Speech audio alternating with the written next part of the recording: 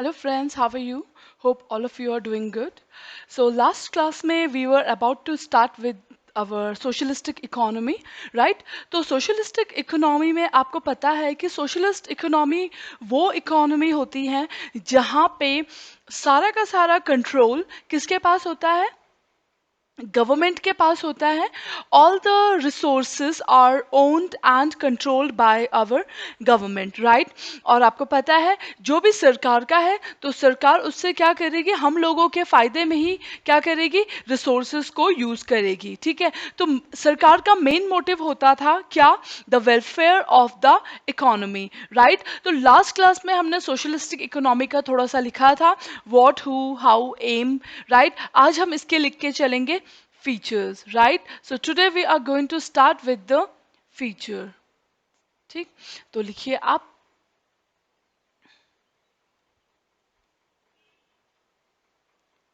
features किसके, socialistic economy के.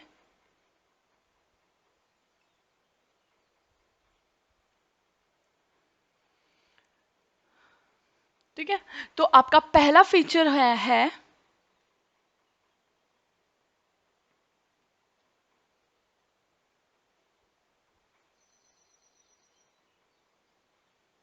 Collective ownership.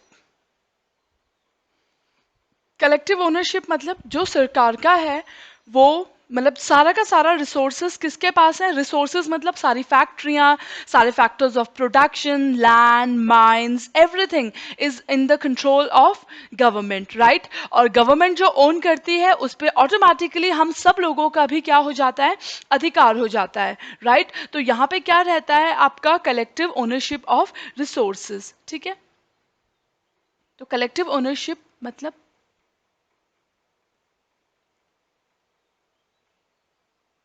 Social ownership, right.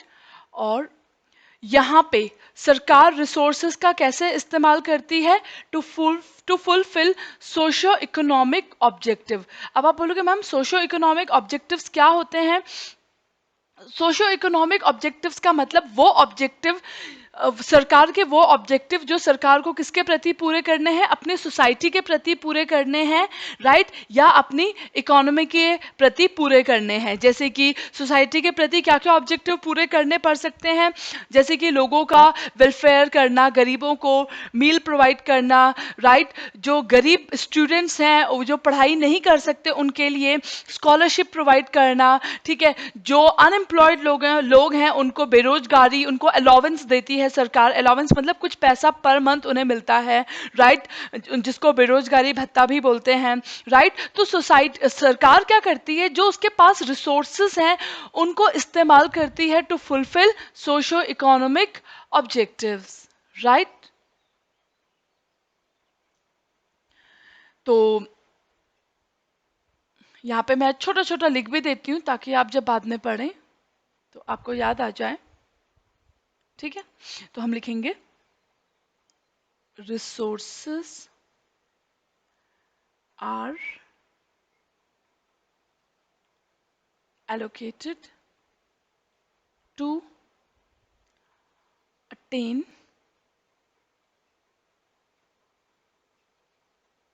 socio economic objectives. ठीक है. ठीक है. अगला फीचर हम बात करते हैं competition. Keep writing along with me ताकि आप पूरा बराबर चलता रहे, राइट. अगर हम कंपटीशन की बात करें, ठीक है, तो कंपटीशन यहाँ पे क्या है, एब्सेंट. क्योंकि कंपटीशन किससे करेंगे, कोई है ही नहीं, सिर्फ सरकार ही तो है. सरकार के पास ही सारी फैक्ट्री हैं, राइट. तो प्राइवेट लोग थोड़ी ना है कि तुम भी हो मैं भी हो सब आपस में कंपटीशन कर रहे हैं, नहीं. यहाँ पे तो सिर्फ क्या है, सरकार है, राइट. सरकार के पास सब कुछ है तो सरकार का तो कंपटीशन होना, right, is next to impossible, right. सरकार अपने आप में सब कुछ है, राइट. तो यहाँ पे प्राइवेट लोग नहीं होते हैं, सिर्फ सरकार ही अकेली है जो कि सारी फैक्ट्रियां वगैरह चला रही है, राइट. तो इसीलिए कंपटीशन इज एब्सेंट. उसके बाद तीसरा फीचर अगर हम बात करें that is consumer choice. Consumer choice मतलब जैसे आपने पढ़ा था कैपिटलिस्टिक इकोनॉमी में क्या होता था, बहुत सारे प्रोड्यूसर्स होते थे और एक सोचता था मेरा प्रोडक्ट बिके, दूसरा सोचता था मेरा बिके, राइट। ऐसे में ना हर कोई अलग अलग टाइप की डिफरेंट डिफरेंट चीजें मैन्युफैक्चर करता था अपने मार्केट शेयर बढ़ाने के लिए, चीजों को बेचने के लिए। पर यहाँ पे तो रिसोर्सेस किसके पास हैं, सरकार के हाथ में हैं। और सरकार अपने रिसोर्सेस का इस्तेमाल सिर्फ और सिर्फ इंपॉर्टेंट चीजों को बनाने में यूटिलाइज करेगी। सरकार फालतू की चीजें नहीं बनाएगी, जैसे कि लग्जूरियस टाइप के गुड्स जो कि बन रहे थे कहाँ, आपके कैपिटलिस्टिक इकोनॉमी में, राइट। ऐसे गुड्स यहाँ पे नहीं बनेंगे क्योंकि यहाँ पे सरकार सबका देख के चलेगी, चाहे वो रिच हो चाहे वो पुअर हो, राइट। सबका देख के चलना है, तो resources will be allocated as per the need of every person in the society, right. तो अगर मैं कंज्यूमर चॉइस की बात करूं, इसको हम एक साथ भी वी कैन राइट, तो हम लिख लेते हैं even competition is also absent and consumer choice is also absent, ये दोनों एब्सेंट हैं, ठीक है। तो यहां पे कंज्यूमर की जो फ्रीडम है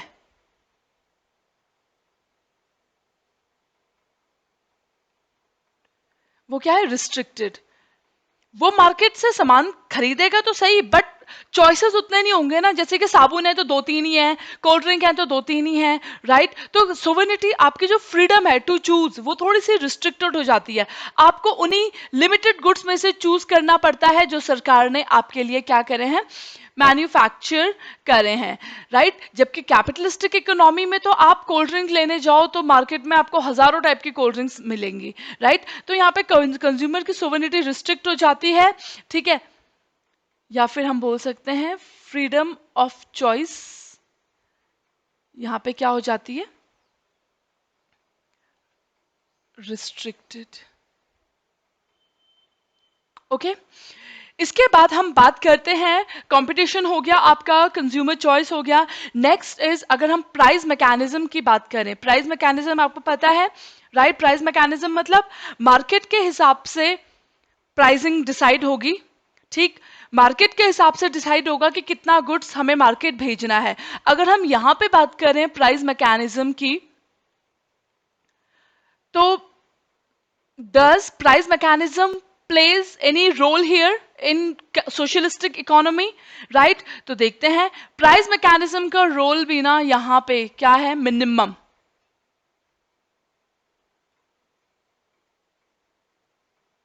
राइट। मिनिमम है, यहां पे मार्केट फोर्सेस सब कुछ डिसाइड नहीं करेंगे, ठीक है, नहीं करेंगी मार्केट फोर्सेस, ठीक। तो हम लिख देते हैं market forces will not decide everything, ठीक है, ठीक। अब है आपका इकोनॉमी, तो यहां पे आपने देखा प्राइस मैकेनिज्म का रोल मिनिमम है, ठीक है। और मैंने आपको बताया था सोशलिस्टिक इकोनॉमी में क्योंकि सरकार का कंट्रोल है, राइट। तो हम यहाँ पे क्या चलती है, आपकी इकोनॉमिक प्लानिंग चलती है। सरकार प्लानिंग करती है कि रिसोर्सेस को कैसे एलोकेट किया जाए, what to produce, how to produce, किसके लिए प्रोड्यूस किया जाए। तो everything is done as per the planning, right. और यहाँ पे मैंने बताया था प्लानिंग की बहुत जरूरत है क्योंकि यहाँ पे प्राइस मैकेनिज्म का कोई रोल नहीं है, राइट। यहाँ पे हम जैसे आपने देखा था ना, या तो प्राइस मैकेनिज्म ऑटोमेटिकली अपना रोल प्ले करेगा, राइट। Price mechanism automatically role play करेगा का मतलब क्या हुआ, ऑटोमेटिकली रोल प्ले करने का मतलब ये हुआ कि एक कैपिटलिस्टिक सोसाइटी में अगर मैं एक मैन्युफैक्चरर हूं तो मुझे कैसे पता चलेगा कि कितना गुड्स मार्केट में बेचना है, क्या बेचना है। तो वो किस हिसाब से डिसाइड करूंगी मैं कि कौन सी चीज का प्राइस हाई चल रहा है, राइट। तो जिस चीज का प्राइस बहुत हाई चल रहा है, जो चीज बहुत ज्यादा डिमांड में है, तो मैं अपने सारे के सारे रिसोर्सेज उस चीज पर्टिकुलर चीज में लगा दूंगी। I will start manufacturing that thing, ठीक है। तो मैं किस हिसाब से चलती थी, मार्केट के हिसाब से। बट अभी हम बात कर रहे हैं सोशलिस्टिक इकोनॉमी की, राइट। तो यहां पे मार्केट फोर्सेस का कोई रोल नहीं है, इसीलिए सरकार को अपने हिसाब से ही सब कुछ डिसाइड करना है। उसके बाद है हमारा नेक्स्ट पॉइंट नंबर 6, इक्वल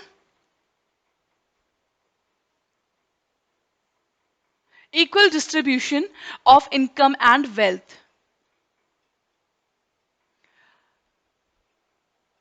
अब हमें पता ही है, क्योंकि सोशलिस्टिक इकोनॉमी है, राइट, सारे रिसोर्सेज सरकार के पास है, तो सारा जो एम्प्लॉयमेंट देने का काम है वो भी कौन देगी? ऑब्वियसली देखो ना, सरकार की फैक्ट्री है, तो लोगों को रोजगार देने का काम भी कौन करेगी? सरकार करेगी, राइट। अब सरकार जब सबको रोजगार देगी तो सरकार सबका फायदा सोच के चलेगी, राइट। इसका मतलब यहाँ पे सब लोगों को काम मिलेगा, और सब लोगों को पता है कि हमें क्या मिलेगी? एक certain minimum amount of income भी हम लोगों को आएगी ही आएगी, राइट। और वहां पे गरीब लोगों को भी टेंशन लेने की जरूरत नहीं है। क्यों? क्योंकि ऐसी इकोनॉमी में सरकार सबके बारे में सोच के चलती है, राइट। तो यहाँ पे सरकार जो रिसोर्सेज हैं वो सबके बीच में बांट के चल रही है। इसका मतलब वेल्थ इज डिस्ट्रीब्यूटेड इवनली, सबके बीच में बराबर रिसोर्सेस का डिवीजन हो रहा है। जबकि कैपिटलिस्टिक इकोनॉमी में रिसोर्सेस किसके लिए यूज हो रहे थे?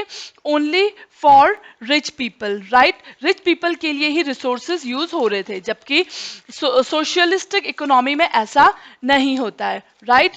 अब हम बात करेंगे, नेक्स्ट टॉपिक आपका है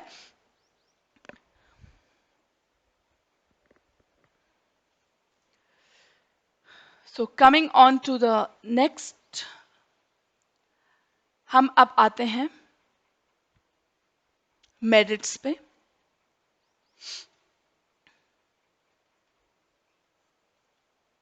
ठीक है, पहला मेरिट, अब देखो सोशलिस्टिक इकोनॉमी में आपको पता है सारा कंट्रोल किसके पास है? सरकार के पास है, ठीक है। तो ये एक तरीके से फायदा है ना, क्योंकि सरकार के पास जो रिसोर्सेज है, इसका मतलब वो सब हमारे हैं, राइट। सरकार की चीज पे हमारा बराबर का अधिकार है। तो जो ये कलेक्टिव ओनरशिप वाला पॉइंट है, ये क्या बन जाता है? एक मेरिट बन जाता है, राइट। इसका मतलब हम रिसोर्सेज हम सबके हैं, तो resources will be used for welfare of society, सब लोगों को बराबर काम मिलेगा, राइट। तो सब लोगों को इनकम पक्का पता है कि सब लोगों को रोजगार मिलेगा ही मिलेगा, सरकार है देने के लिए, राइट। तो जब आप पैसे कमाओगे तो आपका एक स्टैंडर्ड ऑफ लिविंग भी मेंटेन रहेगा, right, minimum standard of living. यहां पे सबको काम मिलेगा, राइट टू वर्क, ठीक है। और एज सच जो क्लास कॉन्फ्लिक्ट दिखता था ना, कैपिटलिस्टिक सोसाइटी में क्लास कॉन्फ्लिक्ट दिखता था, दो क्लासेस हो गई थी कैपिटलिस्टिक सोसाइटी में, हैव्स एंड हैव नॉट। एक तो बहुत ही रिच क्लास थी, एक गरीब क्लास थी, राइट। यहाँ पे वो इस टाइप का नहीं होगा, क्योंकि यहाँ पे सब कुछ क्या है? सब लोग बराबर हैं, राइट। अगला मेरिट सोशलिस्टिक इकोनॉमी का क्या होता है आपका? लोगों की इनकम के बीच में ज्यादा फर्क नहीं दिखेगा, सबके पास बराबर सही इनकम होगी। क्यों? क्योंकि यहाँ पे प्राइवेट लोगों के पास रिसोर्सेज तो है नहीं, everything is owned by government, right. और गवर्नमेंट उन रिसोर्सेज का पूरी सोसाइटी के लिए बराबर इस्तेमाल कर रही है, right. Equal income and wealth, तो हम बोल सकते हैं यहां पे क्या देखने को मिलेगी? Economic and, sorry, I forgot to use this red pen, ठीक है, welfare of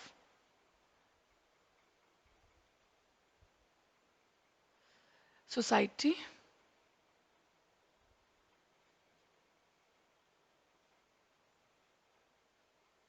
minimum standard of living, right to work.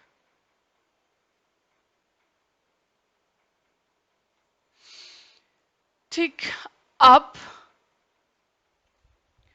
ठीक है, welfare of society, minimum standard of living, right to work. Now we are coming on to this point, equal income and wealth में क्या क्या चीजें देखने को मिलेगी हमें। सबके पास बराबर इनकम है, बराबर वेल्थ है, तो यहां पे वी विल सी इकोनॉमिक। जब सब सोसाइटी में बराबर हैं तो जस्टिस है ना, अच्छी बात है ये, ठीक है।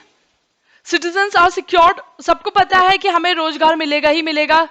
मेरे पास रिसोर्सेज नहीं है, मैं एक आम आदमी हूं, मैं एक गरीब आदमी हूं, मुझे टेंशन लेने की जरूरत नहीं है। क्यों? मुझे पता है कि मेरे को काम दिलाने के लिए कौन है, मेरे बारे में सोचने के लिए कौन है, सरकार है, ठीक है।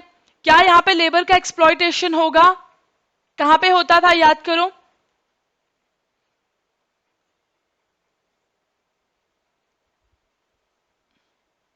ठीक है, यहां पे लेबर का एक्सप्लॉयटेशन नहीं होगा, ठीक है, क्योंकि यहां पे सरकार सबका भला करेगी।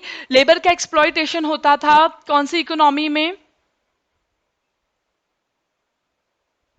कौन सी इकोनॉमी में होता था लेबर का exploitation?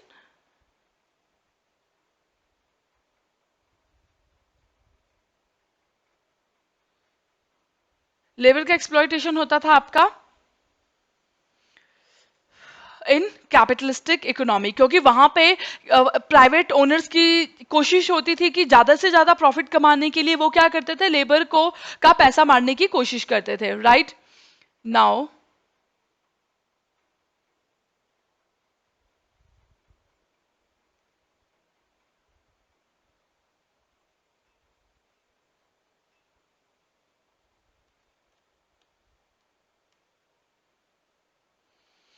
Third point,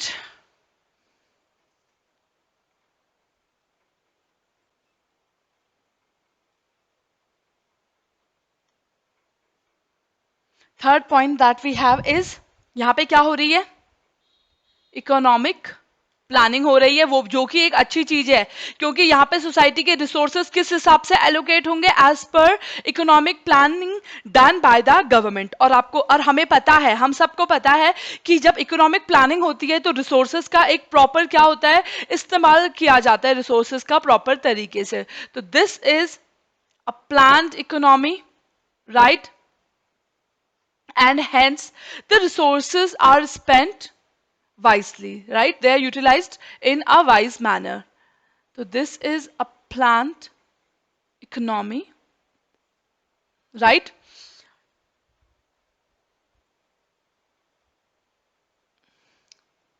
planned economy है ये, तो इसीलिए यहाँ पे क्या क्या देखने को मिलता है,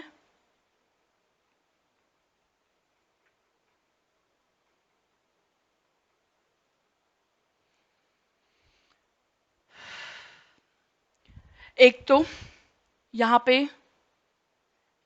मिनिमम क्या होगा, अनएम्प्लॉयमेंट,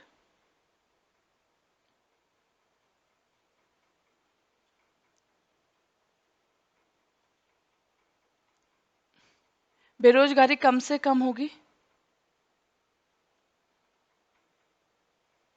ठीक है। ऐसी इकोनॉमी में स्टेबिलिटी रहेगी, स्टेबिलिटी, स्टेबिलिटी मतलब क्योंकि सरकार कंट्रोल कर रही है सब चीजें, तो कोई भी चीज है तो सरकार अपने आप हैंडल करती है। हमारी सोसाइटी में कुछ भी होता है तो it is handle bye the government, ठीक है। बट कैपिटलिस्टिक इकोनॉमी में बहुत जल्दी इनस्टेबिलिटी आती है, राइट। वहां पे सब कुछ किसके हाथ में है, प्राइवेट लोगों के हाथ में है, और प्राइवेट लोग जब काम करते हैं तो खुद के फायदे के लिए काम कर रहे हैं। एज अ रिजल्ट लेबर के बीच में क्योस है, क्यों? क्योंकि उनका पैसा मारा जा रहा है, इसीलिए वहां पे इनस्टेबिलिटी देखने को मिलेगी। जबकि यहां पे आपको क्या देखने को मिलेगी, स्टेबिलिटी, राइट। अगला फायदा of having a planned economy, we can see, ऐसी इकोनॉमी में रैपिड और बैलेंस्ड इकोनॉमिक ग्रोथ देखने को मिलेगी। अब आप बोलोगे मैम बैलेंस्ड इकोनॉमिक ग्रोथ का मतलब क्या है? रैपिड मतलब तेजी से, right. Balanced economic growth, balanced का मतलब है हर एक चीज पे ध्यान देना, ठीक है। जब सरकार ग्रोथ करेगी तो सरकार ऐसा नहीं कि सिर्फ शहरों की ग्रोथ पे ध्यान दे रही है, नहीं, क्योंकि सरकार है, पूरी कंट्री ही सरकार की है, तो the weightage will be given to metros as well as the villages. ठीक है, तो यहाँ पे सब सेक्टर्स को के ऊपर बराबर ध्यान दिया जाएगा। ठीक है, अब क्योंकि प्रॉपर प्लानिंग हो रही है, इसका मतलब utilisation of resources is proper. ठीक है, तो बेटर यूटिलाइजेशन ऑफ रिसोर्सेज। ठीक, अब अगला फीचर है, अगला जो फायदा मिल जाता है हमारी सोशलिस्टिक इकोनॉमी को, क्योंकि यहाँ पे कंपटीशन नहीं होता है। ठीक है, कंपटीशन नहीं होता है, तो देखो कैपिटलिस्टिक इकोनॉमी में आपको पता है ना कंपटीशन हो रहा था। अब कंपटीशन जब होता है तो मैं कोशिश करूंगी लोग मुझसे सामान खरीदें, अगला वाला कोशिश करेगा मुझसे सामान खरीदे। राइट, तो जब कंपटीशन होता है तो एडवर्टीजमेंट पे भी बहुत ज्यादा पैसा खर्च होता है। ठीक है, अब यहाँ पे तो कोई कंपटीशन ही नहीं है, तो एज अ रिजल्ट एडवर्टीजमेंट वगैरह की कोई ज्यादा आवश्यकता नहीं है। तो नो सेल्स प्रमोशन। ठीक है, और से नील एडवर्टीजमेंट कॉस्ट। तो वो पैसा भी तो हमारा बच रहा है ना। राइट, तो उस पैसे को हम किसी सही जगह पे इस्तेमाल करेंगे, काम की चीजों पे इस्तेमाल करेंगे। फालतू का एडवर्टीजमेंट वगैरह कराने की कोई जरूरत नहीं है। ठीक है, उसके बाद अगला फायदा जो मिल जाता है ऑफ अ कैपिटलिस्टिक इकोनॉमी, वो है आपका नो प्रॉफिट मोटिव। ठीक है, तो यहां पे एक फायदा मिल जाता है भाई, प्रॉफिट मोटिव नहीं है, कलेक्टिव ओनरशिप है रिसोर्सेज की, तो सबका बराबर अधिकार है। Collective ownership. ठीक है, यहाँ पे कोऑपरेटिव फिलॉसफी, सबका सोच के चला जा रहा है, तुम्हारा मेरा हम सबका, जैसे एक फैमिली चलती है। ठीक है, कोऑपरेटिव फिलॉसफी, यहाँ पे किसी का अधिकार मानने की कोशिश नहीं की जाएगी। There will be no class conflict. Social में, सोसाइटी में अनरेस्ट देखने को नहीं मिलेगा। गरीब लोगों के बारे में सोचने के लिए सरकार है, उनके वेजेस वगैरह नहीं काटे जाएंगे। ठीक है, और यहाँ पे एक सोशल हार्मनी देखने को मिलती है, सब लोग भाईचारे से रहते हैं। ठीक, तो यहाँ पे हम किस फिलॉसफी पे चल रहे हैं, हम इस फिलॉसफी पे चल रहे हैं कि society is greater than individual. हम किसी इंडिविजुअल बंदे को इंपॉर्टेंस नहीं दे रहे हैं, we are giving importance to society as a whole. जबकि कैपिटलिस्टिक इकोनॉमी में इंडिविजुअल बंदे को फायदा ज्यादा मिलता था। राइट, वहां पे सोसाइटी का सोचने के लिए कोई नहीं था, वहां पे इंडिविजुअल पर्सन अपने रिसोर्सेस को इस्तेमाल करते थे ताकि हम ज्यादा से ज्यादा और पैसा कमा सकें। But here the weightage is given to society as a whole. Now coming on to the next, अपना हम पढ़ेंगे डीमेरिट्स के बारे में। We are going to study now demerits पढ़ते हैं, सोशलिस्टिक इकोनॉमी के नुकसान। अब आपको देखो एक चीज देखो, जहां पे सोशलिस्टिक इकोनॉमी होगी,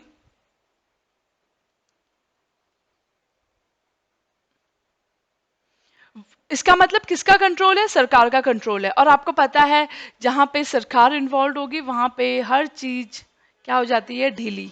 ठीक है, पता है यार सरकार के अंडर काम कर रहे हैं। राइट, भाई चिंता तो मुझे तब होती है जब मैं मेरे खुद के रिसोर्सेज हो, खुद की फैक्ट्री हो, तब तो मुझे लगेगा कि अच्छे से अच्छा काम करूं। राइट, वेस्टेज ना करूं। पर यहाँ पे कोई ऐसी टेंशन ही नहीं है। क्यों?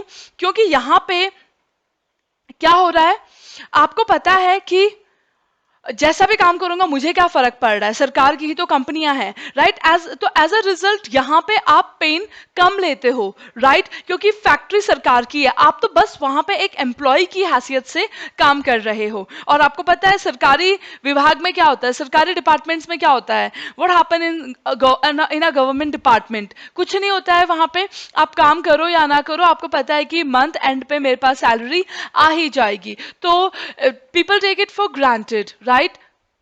गवर्नमेंट जहां पे आप काम करोगे गवर्नमेंट सोसाइटी में, तो वहां पे लोग थोड़े से लीनियंट हो जाते हैं। तो पहला डीमेरिट इज,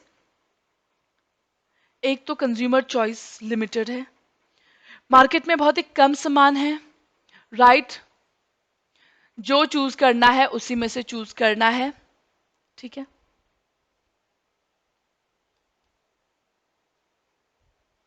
तो वी कैन से इंडिविजुअल की जो फ्रीडम है दैट इज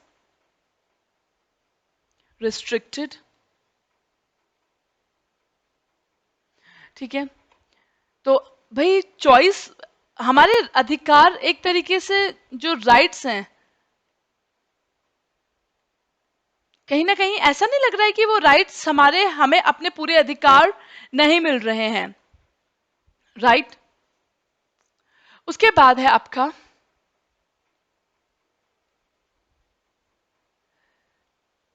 जो ये कलेक्टिव ओनरशिप है ना, ये एक तरीके से फायदे भी है बट गलत भी है।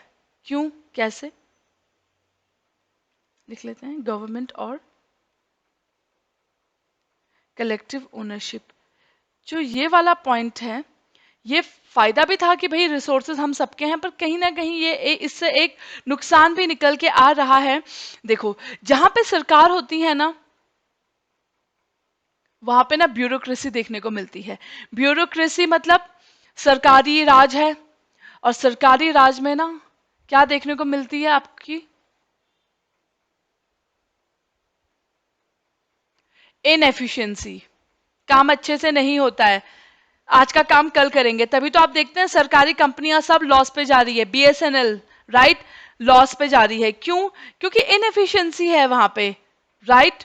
भाई प्राइवेट के यहाँ काम करोगे तो अगर आप अच्छा काम नहीं करोगे तो आपको किक आउट कर दिया जाएगा, बट सरकारी डिपार्टमेंट में नजर रखने वाला कोई भी नहीं है। As a result people tend to be inefficient. Red tapism यहाँ पे देखने को मिलेगा।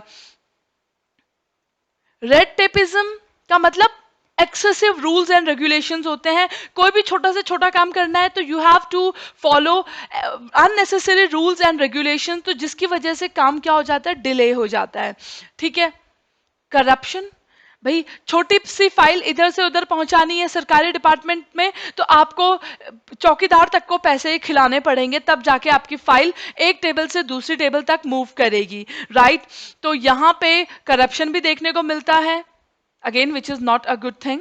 उसके बाद यहाँ पे you will see no competition, ये एक अच्छी चीज नहीं है। क्योंकि देखो, अगर मेरे साथ में बच्चे कंपटीशन में हैं, हम क्लास में कई सारे बच्चे हैं कंपटीशन में हैं, पढ़ाई कर रहे हैं, तो हमें पता है कि मुझे दूसरे से अच्छा परफॉर्म करना है। As a result I will tend to improve my performance. But जहां पे कंपटीशन नहीं है, वहां पे कोई कॉम्पिटिटर ही नहीं है सरकार का, तो सरकार की क्या हो जाती है, मोनोपोली। मोनोपोली मतलब सिंगल पर्सन का अधिकार हो जाता है, राइट। और मोनो, जहां पे आपके मोनोपोली हो जाती है, सिंगल पर्सन का राज हो जाता है, उसको पता है मैं अकेला यहाँ पे चीजें बेचने वाला हूं, तो जो भी खरीदेगा मुझसे ही खरीदेगा।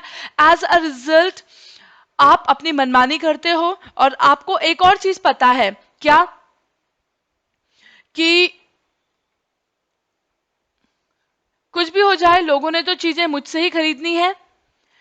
और अगर मैं चीजों को इंप्रूव करूं या ना करूं, क्या फर्क पड़ता है। एज अ रिजल्ट इनोवेशन भी वहां पे देखने को नहीं मिलेगा। जबकि कैपिटलिस्टिक इकोनॉमी में आपको पता था, अगर मैं अच्छा सामान नहीं बनाऊंगा तो मार्केट में कोई मेरा सामान नहीं खरीदेगा।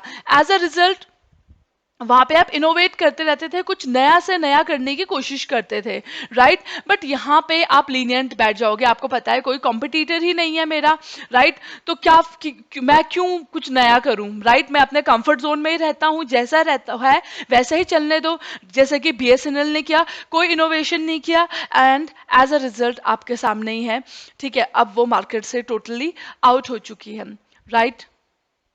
अगला पॉइंट है आपका इक्वल इनकम डिस्ट्रीब्यूशन। ठीक है, ये चीज एक अच्छी चीज है, बट अब खुद सोचो ना, हम सबके पास बराबर पैसा है, राइट। सरकार हमें रोजगार दे रही है, राइट। तो एक तरीके से मैं अगर काम भी कर रही हूं तो किसकी कंपनी में कर रही हूं, सरकार की कंपनी में कर रही हूं, ठीक है। क्योंकि अपना तो कुछ है नहीं यहाँ पे। तो मैं ना सोचूंगी कि यार चलो दूसरों के लिए ही तो काम कर रही हूँ। आप जब दूसरों के लिए काम करते हो तो उतना मेहनत से नहीं करते हो, उतनी लगन से नहीं करते हो जितना कि आप खुद के लिए करते हो। तो यहाँ पे there is no incentive for hard work, ठीक है। उसके बाद नेक्स्ट फीचर इज, ठीक है, अगर हम प्राइस मैकेनिज्म की बात करें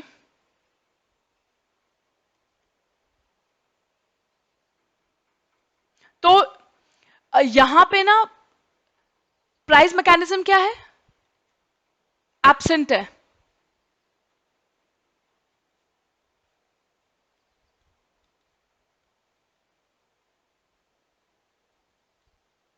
इज एब्सेंट, ठीक है। सरकार डिसाइड करती है सब कुछ, यहां पे मार्केट के हिसाब से चीजें डिसाइड नहीं होती है।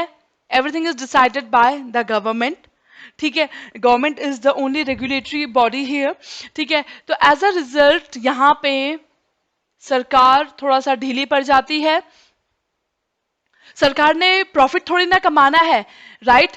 तो यहां पे ना there is no proper basis. भाई एक प्राइवेट आदमी काम करता था कैपिटलिस्टिक सोसाइटी में, तो उसे पता होता था कि मुझे अपनी कॉस्ट कम से कम रखनी है, राइट। पर यहाँ पे सरकार को प्रॉफिट तो कमाना ही नहीं है, तो ऐसा सरकार कॉस्ट के ऊपर भी उतना ध्यान नहीं देती है, right. No proper basis for cost allocation, ठीक है। As there are administered prices. Administered prices मतलब,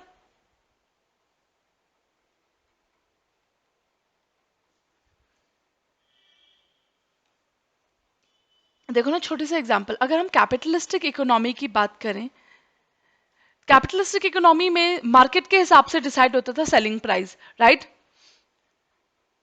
मार्केट में अगर सेलिंग प्राइस, लोग उस चीज को खरीदना चाह रहे हैं 50 रुपए में, तो 50 रुपए वॉज द सेलिंग प्राइस।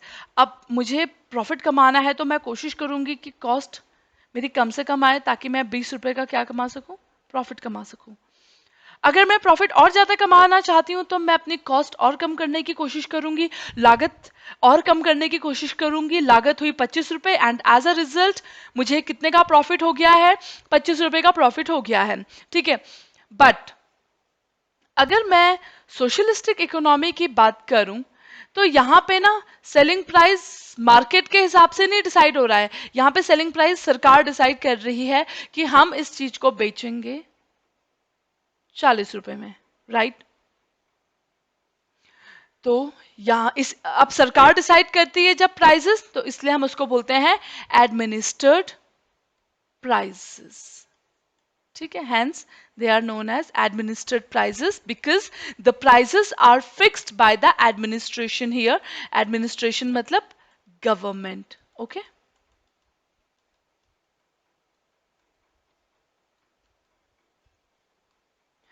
चलो, इसके बाद हमने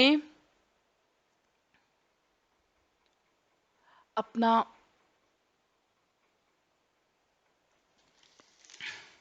आप एडमिनिस्ट्रेड प्राइसेस की डेफिनेशन भी लिख लीजिए ताकि आपको कोई प्रॉब्लम ना हो,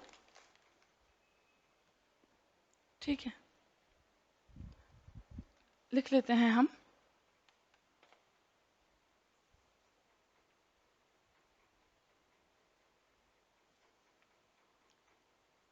administered prices set by, ये वो प्राइस होते हैं जो कौन सेट करता है? सरकार सेट करती है। Set bye central planning authority, ठीक है। और प्राइजेस किस हिसाब से सेट किए जाते हैं?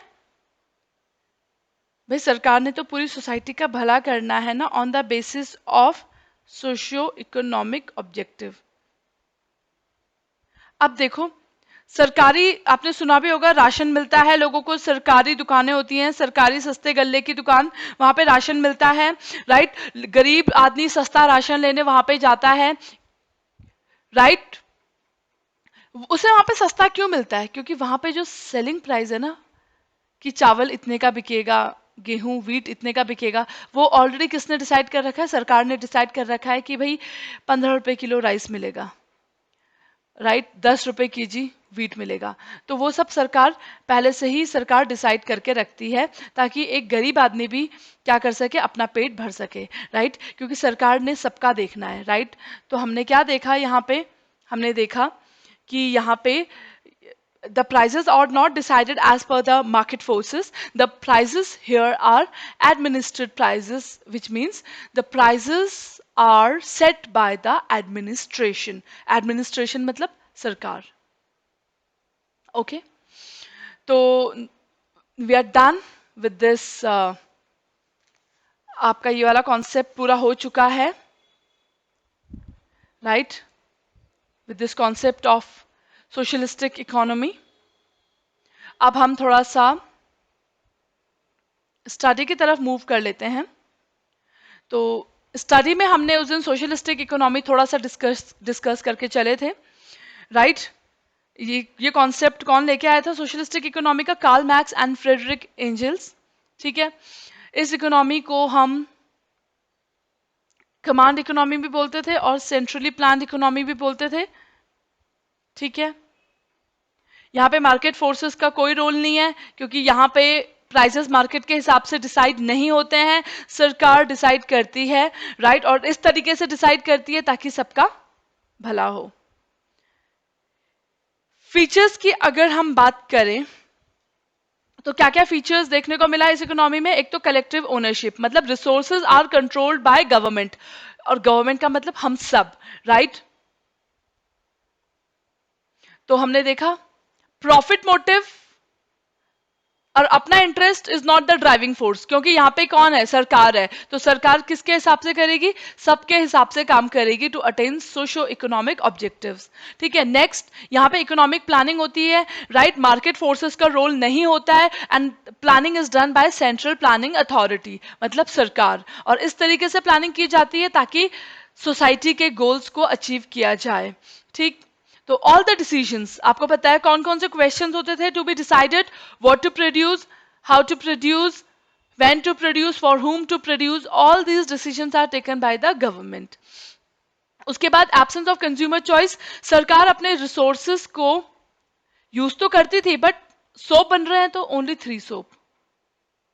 अब इन 3 सोप में से चूज कर लो, कोई भी चूज कर लो, ठीक है। ये कर लो, ये कर लो, ये कर लो, राइट। यहाँ पे ऐसा नहीं है कि आपको खूब सारे सोप आपको मार्केट में मिलेंगे, राइट, ठीक है। तो यहाँ पे कंज्यूमर की चॉइस लिमिटेड हो जाती है, राइट। हाँ, पर यहाँ पे एक चीज की फायदा है कि यहाँ पे ना हर बंदे को काम मिलेगा, तो freedom from hunger is guaranteed. But consumer की जो सोवर्निटी है, फ्रीडम है, वो रिस्ट्रिक्टेड हो जाती है। उसके पास मार्केट में उतने सारे गुड्स नहीं है टू चूज फ्रॉम, राइट। जो भी है उसमें से चूज कर लो, you are free to choose from that. But ऐसा नहीं है कि हजारों सोप पड़े हैं मार्केट में, राइट, ऐसा कुछ नहीं है। राइट टू वर्क गारंटीड है, क्योंकि सरकार आपको काम दे रही है, बट अगेन आपको क्या काम मिलेगा वो रिस्ट्रिक्टेड है, आप अपने हिसाब से चूज नहीं कर सकते, जैसे कि कैपिटलिस्टिक इकोनॉमी में करते थे कि मेरा मन है कपड़ा बनाओ तो चलो कपड़ा बनाता हूं, मेरा मन है कि मैं केमिकल्स बनाता हूं तो चलो केमिकल्स बनाओ। नहीं, यहाँ पे सरकार के हिसाब से चला जाता है, ठीक है। रिलेटिवली इक्वल इनकम डिस्ट्रीब्यूशन, क्योंकि सबको रोजगार कौन दे रही है? सरकार दे रही है, राइट। इसीलिए सबको बराबर आय मिल रही है, तो जो डिफरेंस है, जो क्लास है कि अपर क्लास लोअर क्लास, वो यहाँ पे डिफरेंस कम कम हो जाता है, राइट। यहाँ पे सब कुछ सरकारी है, स्कूल्स भी सरकारी है। जिस स्कूल में मैं जा रही हूँ उसी स्कूल में सब जाएंगे। ऐसा नहीं है कि अमीरों के स्कूल अलग है, गरीबों के स्कूल अलग है, नहीं, राइट। सब सारी फैसिलिटीज सब इस्तेमाल करेंगे, सबका बराबर अधिकार है। Minimum role of price mechanism, मैंने आपको पहले ही बताया, यहाँ पे मार्केट फोर्सेस का रोल क्या हो जाता है, लिमिटेड हो जाता है, ठीक है तो रोल बट सेकेंडरी है। मेन रोल क्या है, किसका है, प्लानिंग का है, ठीक है। अब आप बोलोगे मैम प्राइस मैकेनिज्म का क्या रोल है यहाँ पे। यहाँ प्राइस मैकेनिज्म का मतलब मैंने आपको बताया भी था कि प्राइसेस कैसे डिसाइड हो रहे हैं, एज पर मार्केट। तो सोशलिस्टिक सोसाइटी में तो प्राइस कौन डिसाइड करता है, सरकार करती है। तो वही तो मैं बता रही हूँ, सरकार का यहाँ पे इंपॉर्टेंट रोल है। यहाँ पे प्राइस मैकेनिज्म का सेकेंडरी रोल आ जाता है। अगर सरकार को अपना एक्सेसिव कुछ स्टॉक बेचना है, राइट, उसकी बिक्री नहीं हो पा रही है, तो सरकार वहां पे क्या करेगी, मार्केट में लोगों को ऑप्शन देगी कि बताओ आप क्या बोली लगाते हो। तो इसका मतलब वहां पे सेलिंग प्राइस किस हिसाब से डिसाइड हो जाता है, उस केसेस में, फ्यू केसेस में यहाँ पे सेलिंग प्राइस किस हिसाब से डिसाइड होता है, as per market, right. But हाँ, ज्यादातर केसेस में यहाँ पे किसका इंपॉर्टेंट रोल है, राइट। ज्यादातर केसेस में यहाँ पे प्राइसेस कौन डिसाइड करता है, सरकार। बहुत ही फ्यू केसेस ऐसे होते हैं जहां पे क्या होती है, प्राइस मैकेनिज्म प्ले करता है रोल, राइट। तो प्राइस मैकेनिज्म का वी हैव सीन यहाँ पे लिमिटेड रोल है, राइट, क्योंकि most of the prices are administered prices, they are determined by the government, ठीक है। Administered prices which are set by the central planning authority. Absence of competition, competition है, कोई competitor है ही नहीं यहाँ पे, state is the sole entrepreneur, एक ही तो बिजनेसमैन है state, right, and as a result competition तो फिर नील हो गया, ठीक है। तो सोशलिस्टिक इकोनॉमी जैसे रशिया, राइट, पहले यहाँ पे कंप्लीटली सोशलिस्टिक था बट अब है उतना ज्यादा नहीं है, ठीक है। इनफैक्ट आज के डेट में कोई भी ऐसी कंट्री नहीं है जहाँ पे कंप्लीटली प्योरली गवर्नमेंट का रोल हो, ठीक है। प्राइवेट लोगों को भी अब थोड़ा थोड़ा क्या दिया जा रहा है, एक अपर हैंड दिया जा रहा है, ठीक है। हाँ, नॉर्थ कोरिया जो आप सुनते भी होंगे, Kim Jong, right, that is again socialistic economy, क्योंकि वहां पे सारी चीजें सरकार डिसाइड करती है। इवन कि आप रेड एफएम पे क्या गाने सुनोगे, सरकारी गीत, राइट, सरकार की प्रशंसा के गीत होते हैं, सरकार को खुश करने के गीत, वही आपको सुनने पड़ेंगे, उनके चैनल पे वही चलेगा। इनफैक्ट आप क्या ब्राउज करेंगे अपने इंटरनेट पे, वो भी is decided by the government. आप क्या चीजें सोशल मीडिया पे पोस्ट कर रहे हो, वो सब चीजों पे सरकार बहुत नजर रखती है, राइट। तो इसको हम बोलते हैं सोशलिस्टिक इकोनॉमी, ठीक है। चाइना में भी हमें पता ही है सोशलिस्टिक इकोनॉमी है, क्यूबा में भी सोशलिस्टिक इकोनॉमी है, राइट। मेरिट्स हमने देखे, क्या फायदे मिले, equal distribution of income and wealth, right, क्योंकि सरकार रोजगार दे रही है तो सबके पास इनकम है। रैपिड ग्रोथ इज पॉसिबल क्योंकि सरकार सब सेक्टर के ऊपर बराबर ध्यान देके चलती है। प्लान्ड इकोनॉमी है तो as a result better utilisation होता है रिसोर्सेज का, वेस्टेज अवॉइड होती है, ठीक है। अनएम्प्लॉयमेंट मिनिमम होता है क्योंकि सबको रोजगार देने के लिए कौन है, सरकार, सबका सोचने के लिए सरकार है। एंड एज अ रिजल्ट कोई फ्लक्चुएशंस नहीं होती, यहाँ पे स्टेबिलिटी मेंटेन रहती है, ठीक है। कोऑपरेटिव फिलोसफी पे हम चलते हैं and avoid this avoids class war, okay. Next point, minimum standard of living सबका है क्योंकि सबको काम मिल रहा है, कोई भी अनएम्प्लॉयड नहीं है, राइट। यहाँ पे लेबर का शोषण नहीं हो रहा है क्योंकि सरकार का एम शोषण नहीं होता है, राइट।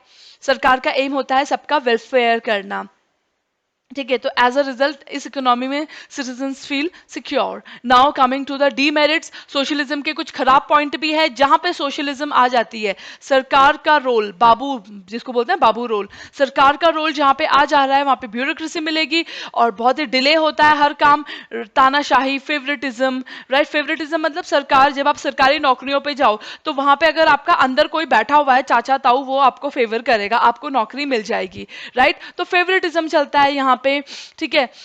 स्टेट ओनरशिप है यहाँ पे, resources are controlled by the state, ठीक है। तो इससे ना आपकी फ्रीडम रिस्ट्रिक्ट हो जा रही है। अगर मैं एक प्राइवेट बंदी, एक मेहनत करना चाहती हूँ, I want to do something on my own, तो मैं कर नहीं सकती, राइट? तो यहाँ पे आपका बेसिक राइट वो आपको नहीं मिल रहे हैं। जैसे हमें पता है ना, हमारे जन्म सिद्ध अधिकार होते हैं कुछ, राइट? तो यहाँ पे आपके कुछ बेसिक राइट्स आपको नहीं मिलेंगे, राइट? यहाँ पे you can not own your private property, ठीक है? तो जब आपका खुद अपना कुछ है ही नहीं, मिनिमम सैलरी मिलनी है, तो आप ज्यादा हार्ड वर्क क्यों करोगे, राइट? और सेलिंग प्राइस सरकार डिसाइड कर रही है, राइट? और सरकार को कॉस्ट कम करने, राइट? प्राइवेट आदमी तो कॉस्ट इसीलिए कम करता था कैपिटलिज्म में, ताकि ज्यादा से ज्यादा प्रॉफिट कमा सके। बट यहाँ पे प्रॉफिट मोटिव तो है ही नहीं सरकार का, वेलफेयर मोटिव है। तो एज अ रिजल्ट सरकार कॉस्ट के ऊपर उतना ज्यादा ध्यान नहीं देगी, जो कि देना चाहिए, ठीक है? यहाँ पे स्टेट की मोनोपोली क्रिएट हो जाती है, राइट? स्टेट की मोनोपोली मतलब सब कुछ सरकार के अंडर है, तो वो ज्यादा खतरनाक है, राइट? क्योंकि जैसे कि सरकार का कंट्रोल है किसी पर्टिकुलर चीज पे, और सरकार अच्छा परफॉर्म नहीं कर रही है। सरकार बिजली बना के दे रही है, पर बिजली की क्वालिटी अच्छी नहीं है, बार बार वोल्टेज की फ्लक्चुएशन हो रही है। क्या मैं कुछ कर सकती हूँ? नहीं। अगर मैं बिजली बनाना चाहूं तो मैं नहीं बना सकती हूँ। सरकार के अगेंस्ट कौन जाएगा, राइट? अगर कुछ प्राइवेट बंदे की मोनोपोली है, प्राइवेट आदमी का एक अकेला कंट्रोल है, तो उसमें दिक्कत नहीं है। मैं आ गई तो मैं एक और मैन्युफैक्चरर हो गया, तो मैन्युफैक्चरर 1, मैन्युफैक्चरर 2, तीसरा भी कॉम्पिटिटर आ सकता है। पर जहां पे सरकार का रोल होता है, वहां पे सरकार आपको आने नहीं देगी, आपको परमिशन ही नहीं मिलेगी। इसीलिए state monopolies are more dangerous than private monopolies, ठीक है? दूसरा हमने देखा, सोशलिज्म में आपकी फ्रीडम ऑफ चॉइस रिस्ट्रिक्ट हो जा रही है, सरकार जो बना रही है वही आपको चूज करना है, राइट? यहां पे आप कितना भी अच्छा काम कर लो, कोई इंपॉर्टेंस नहीं मिलेगी, आपको एक फिक्स्ड सैलरी मिलेगी। इसीलिए काम करने का जो एक इंसेंटिव है, मेहनत करने का जो मन है, वो भी कम हो जाता है, ठीक है? पर extreme form of socialism, extreme form मतलब पूरा सरकारी कंट्रोल। क्या ऐसा, अब तुम सोचो, क्या चाइना में ऐसा होगा कि लोगों की प्राइवेट प्रॉपर्टी होंगी ही नहीं, सब कुछ सरकार का होगा? देखो आज के डेट में एक्सट्रीम सोशलिज्म देखने को नहीं मिलेगा, राइट? चाइना में भी लोग होंगे जो रिच होंगे, जिनके पास रिसोर्सेज होंगे, राइट? तो कहने का मतलब ये है कि एक्सट्रीम फॉर्म मतलब एकदम से सब कुछ सरकार का, that is not possible. But हाँ, हम कह सकते हैं कि चाइना में अभी भी जो मेजोरिटी ऑफ द रिसोर्सेज हैं, like 60 to 70%, they are owned by the government. हाँ, रेस्ट 30% रिसोर्सेज प्राइवेट लोगों के पास भी होंगे, बट मेजोरिटी रिसोर्सेज किसके पास होंगे? With the government, right? तो ये आज का टॉपिक था, एंड बहुत इंपॉर्टेंट टॉपिक है। एक एक वर्ड आप ध्यान से पढ़िए, और साथ ही साथ अपने MCQs, मल्टीपल चॉइस क्वेश्चंस भी आप सॉल्व करते रहिए। तो that's all for today's class. Thank you so much.